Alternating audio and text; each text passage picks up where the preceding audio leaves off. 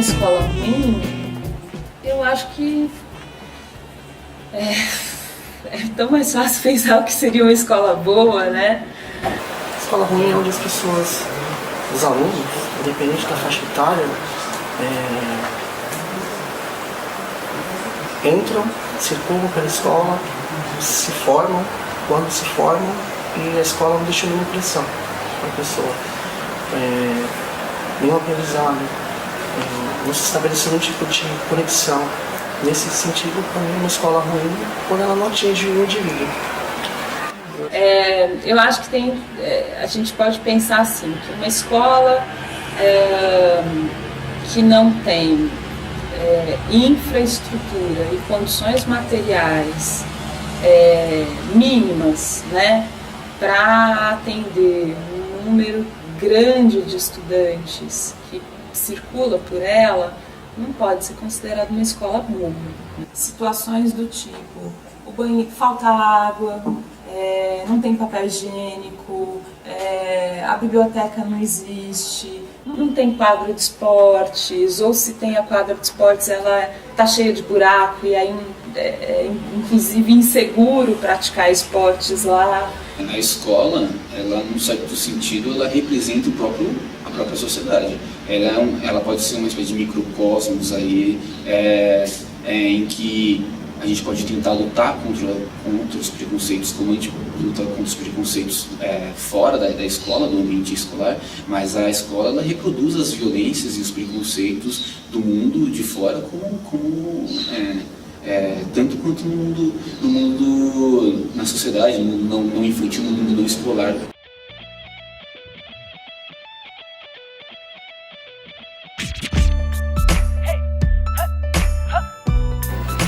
A gente tem um pré-conceito de o homem ser uma coisa mais robusta e da mulher ser uma coisa mais delicada, porém é um conceito geral. Na minha opinião, você ser homem e ser mulher é você ser livre, você se identifica, você tem o seu sexo e você pode se identificar como homem ou como mulher a partir do seu sexo ou a partir do que você pensa ser o seu sexo, do que você, de uma condição psicológica sua. Essa é a minha opinião. Isso tudo que se refere ao registro físico, biológico de uma pessoa é o que a gente chama de sexo. Gênero é tudo aquilo que a sociedade criou para dar conteúdo nessa diferença, que é uma diferença a princípio biológica. E ainda, além do gênero, existe uma outra dimensão que é muito importante, que não necessariamente está completamente dependente do sexo, que é a orientação sexual, por exemplo. A orientação sexual também é uma coisa que é diferente do gênero e que é diferente do sexo. Homossexualidade é quando você se atrai por pessoas do seu mesmo gênero. Por exemplo, eu sou homem e eu me atraio por outro homem. Isso é homossexualidade. Só isso, assim, se eu me atraísse por um homem ou uma mulher, seria bissexualidade. A homofobia é o preconceito contra essas pessoas. Homofobia e transfobia são coisas diferentes porque elas são coisas que derivam justamente de lugares diferentes que essas ligações entre gênero, sexo e orientação sexual podem estar conectadas. Transexualidade é meu caso, que não se sente bem no órgão genital que tem e tem vontade de virar mulher ou virar homem.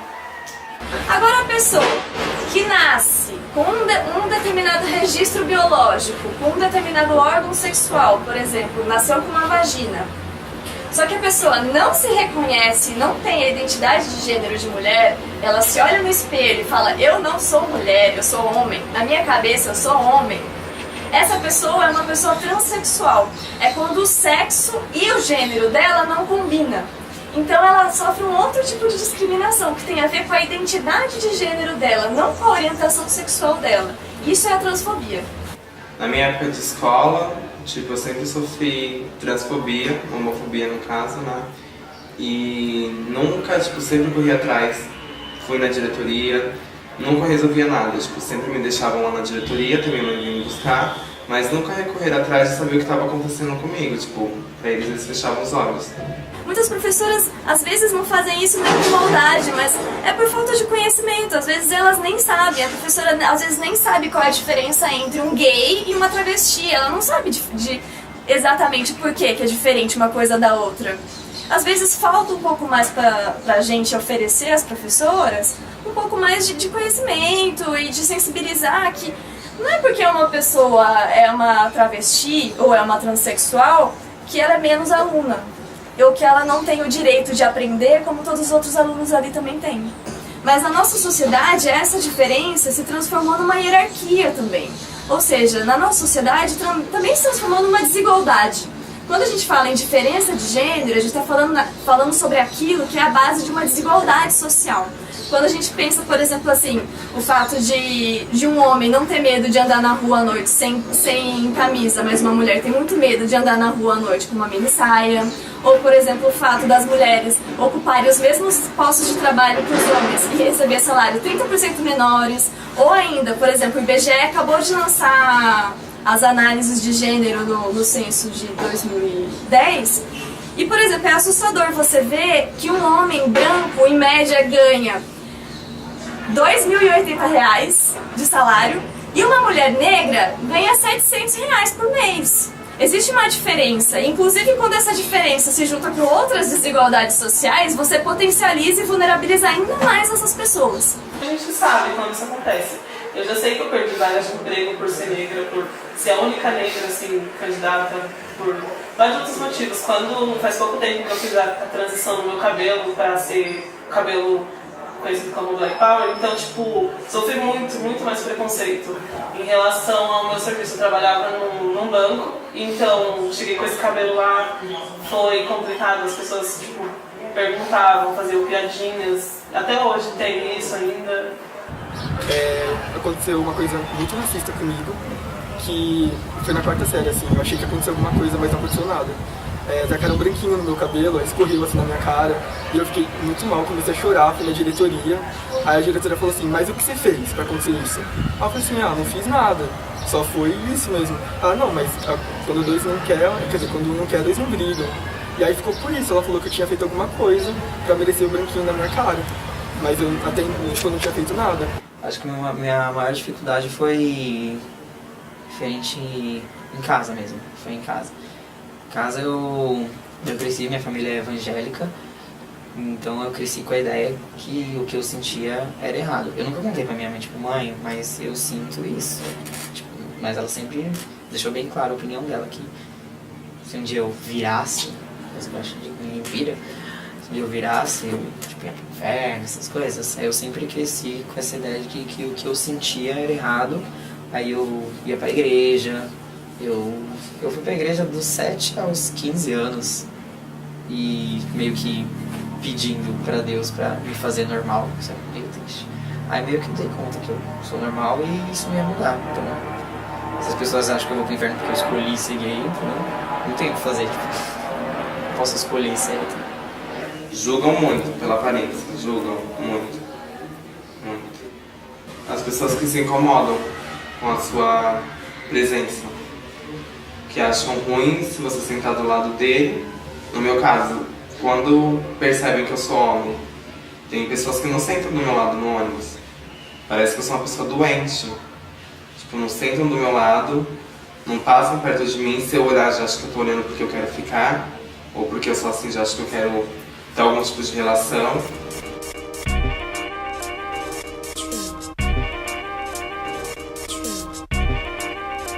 O racismo, ele, tal como ele acontece no Brasil, você tem uma ideia de que a população negra, ela, por fato de ela é menos capaz, ela tem determinados valores morais pelo fato de pertencer ao grupo racial negro, né? E por contraposição, a população branca seria superior à população negra. Essa é um pouco a maneira como o racismo se estabelece no Brasil. No limite, o racismo é uma ideologia. É uma ideologia que desvaloriza determinadas pessoas em detrimento da outra, baseado numa ideia de raça.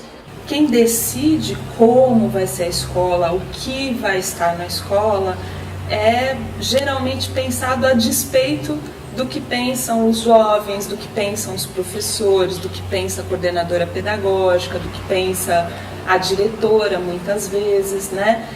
Por quê? Porque a gente vive num sistema de ensino em que, geralmente, o grosso daquilo que é formulado para as escolas é formulado para as escolas e não com as escolas, né? Então você tem lá a figura de um secretário, que tem seus assessores, que tem seus técnicos e que decidem o que vai acontecer na escola, né? E os professores são percebidos como meros implementadores da política educacional e os jovens são percebidos como meros beneficiários da política educacional. Eu acho que os alunos precisariam ser um pouco mais autores assim, da sua educação. Não sei porquê, como aconteceu, só sei que os negros foram escravizados e não sei mais nada sobre. Eu não sei nem que idiomas tinham, mas da Europa eu sei que tem um francês, lá na Inglaterra eles falam inglês, não sei de nenhum idioma da África. Não sei, eu acredito que até hoje não tenha, porque assim, é falado sobre muita coisa, a história do Brasil, a história, sei lá, europeia toda, menos africana mesmo. Nem matérias como... Nenhuma matéria tocada nesse assunto, nem sobre arte, nem sobre nada. Nunca, se a gente realmente não procurar saber da história africana, a gente não tem conhecimento, porque na escola não passa nada sobre isso, eu não tenho nada. A gente tem uma história, por exemplo, muito pautada pela história ocidental europeia, né? Acredito que a gente de fato tenha algum vínculo com a Europa, pensando nos portugueses no Brasil, mas a gente também tem um vínculo grande com a África. E a gente percebe que não é tratado da mesma forma. Então a gente tem até um discurso histórico, um discurso extremamente eurocentrista, né? Um discurso onde todos os outros grupos, povos do mundo acabam que se adaptando à história europeia de alguma medida. Quando você cria, por exemplo, posições de prestígio dentro da escola, o que é posições de prestígio dentro do ambiente escolar? Que pode parecer uma coisa banal, mas não é. Festa junina. Está acostumado a dar mais destaque para os alunos brancos do que para os alunos negros.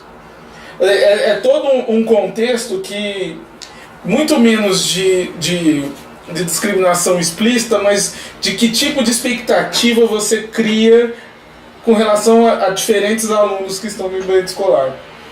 Eu acho que é isso, e quando você olha isso no agregado, no todo, ou seja, você olha, por exemplo, o diferencial de desempenho escolar, a defasagem ano e série escolar, e diferencia essas coisas por raça, você vê o impacto desse tipo de tratamento nesses resultados, né? A desigualdade de desempenho entre negros e brancos na educação básica, em alguma medida, responde a essa diferença de expectativa a diferentes alunos. Estoura aquela bomba, se acontece alguma coisa, sempre vai pender mais pro lado dos alunos negros. Tem um grupinho que fez alguma coisa errada, sempre vai pender mais pro lado dos alunos negros também. é sempre nessa hora que acontece alguma coisa de racismo dentro da escola. Aí as pessoas não veem como racismo, veem como uma briguinha entre alunos. E o grande esforço da militância negra, do movimento negro, na área de educação, é mostrar para os profissionais de educação que a escola faz parte da sociedade. Então, numa sociedade racista, a escola só vai deixar de ser racista se tiver uma pedagogia antirracista. Ele aqui não sou eu, zumbi, hey. Ele aqui não sou eu, zumbi, hey. Ele aqui não sou eu, zumbi, hey. Ele aqui não sou eu, zumbi, hey. O grande avanço está sendo na formação continuada de professores, né? Aí nesse momento eu acho que é onde ocorreram os maiores investimentos com relação à implementação da lei. Agora, na formação inicial do professor, eu acho que ainda é um campo a ser avançado. Grandes universidades brasileiras não têm o curso de educação para as relações étnico-raciais na sua formação inicial, no curso de pedagogia, por exemplo. Então isso é um problema, né? Um problema para se pensar o percurso de implementação, porque senão a gente sempre vai estar formando aqueles que estão saindo, entendeu? E aí a formação continuada fica sendo sempre a primeira formação em relações étnico-raciais.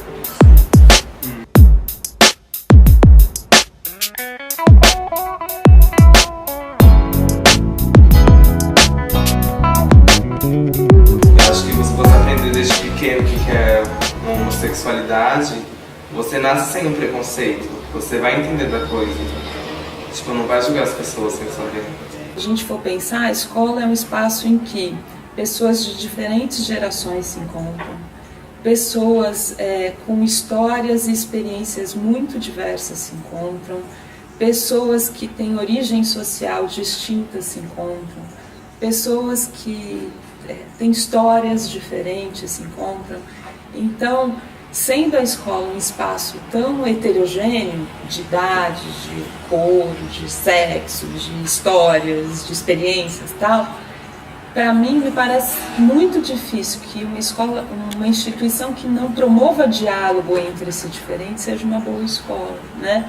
Porque se a gente pensar, num espaço heterogêneo, tão diverso, a escola, sendo essa instituição tão heterogênea e tão diversa, ela necessariamente precisa abrir canais de diálogo, porque se só tem espaço para um determinado grupo ou para um determinado comportamento, alguém vai ter que se silenciar. Existe uma democracia, né? Porque todo mundo tem direito à educação, todo mundo tem também o dever da educação, mas todo mundo participa, né, da melhor maneira possível dentro da escola. Então, assim, tem um pouco de autonomia, os professores para trabalhar, os alunos para agir e tal, tem um pouco de autonomia. Mas acho que falta muito para a escola chegar na palavra democrática mesmo, no grau máximo de democracia. Bem, para falar em democracia, o que a escola segue um modelo democrático, a gente tem que tentar definir, buscar aí não todos os conceitos, mas o que de fato pode significar ou representar a palavra democracia, ou o que seria uma escola democrática. Eu acredito que para ser democrática, uma escola ser democrática, ela tem de ser para todos, né? Democracia é basicamente isso, né? A escola de qualidade, pensando no atual modelo, acho que é onde o aluno tem voz ativa, onde se forma um colegiado forte, professores que hoje que voltam na gestão democrática, que é gestão, coordenação, direção, professores, todo mundo fala a mesma língua, mas antes de tudo atender uma demanda que é a demanda do aluno. A escola institui uma forma de aprendizagem e ela não respeita, via de regra, não respeita a totalidade de alunos, que são pessoas heterogêneas, que têm necessidades diferentes, expectativas diferentes em relação à sua própria aprendizagem. Então, uma escola de qualidade é quando dá voz a todo mundo tem voz ativa. Eu acho que hoje em dia é isso que está em disputa. Muita gente acha que eu posso formar um canalha no ensino médio desde que ele saiba a regra de química que é importante para ele passar no vestibular, né? Por quê? Porque senão fica uma coisa meio no campo da estratosfera. A gente aprende química porque química é importante, a gente aprende língua portuguesa porque língua portuguesa é importante, a gente aprende matemática porque matemática é importante. Mas importante para quê? Né? Como é que essas coisas ajudam a gente a lidar melhor com a nossa vida, lidar melhor com o mundo, compreender melhor o mundo, entender qual o lugar que a gente está nesse mundo e, sobretudo, agir nele. Muitos vieram perguntar: professora, você é contra ou a favor das cotas? Eu falei: eu sou a favor, né? Eu sou extremamente a favor, porque não pela incapacidade do negro, né? Que o negro não precisa de uma cota porque ele é um coitadinho, não é isso. Eu sou a favor porque o negro, ele foi escravizado por 400 anos aqui no Brasil, né? E o Brasil deve isso para o negro. Então, assim, por questão de reparação. Um mundo que garante direito à educação ao longo da vida, garante que eu, você ou qualquer pessoa tenha acesso ao ensino superior quando queira, né? E tenha a oportunidade de se formar no nível superior. E aí, quando esse mundo existir, não precisa mais de vestibular.